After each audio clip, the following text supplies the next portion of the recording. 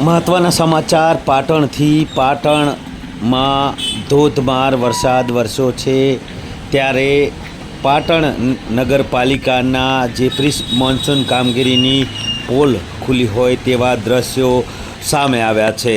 આપણે આ દ્રશ્યો અમે પાટણ રેલવે કરનાળા પાસેના બતાવી રહ્યા છીએ કે જ્યાં પાટણ શહેર પૂરું પાણીમાં તરબોળ થઈ ચૂક્યું છે.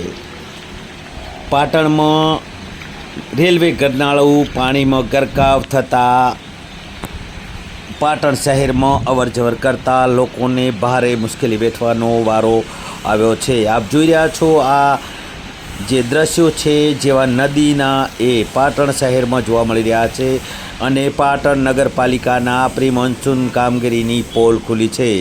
પાટણ નવજીવન હોટલથી ટીવી 3 રસ્તા સુધીનો છે મુખ્ય માર્ગ કહી શકાય તે પણ પાણીમાં તરબોળ થઈ ચૂક્યો છે. જે પ્રી મોન્સૂન કામગીરી કરવામાં આવી છે તેની પોલ ખુલી હોય તેવા દ્રશ્યો જોવા મળી રહ્યા છે. ત્યારે આપને વાત કરીએ તો પાટણ શહેરમાં સવારથી જ ધોધમાર વરસાદ વરસી રહ્યો છે. પાટણ અને બનાસકાંઠા રેડ એલર્ટ જાહેર કરાયા હતા.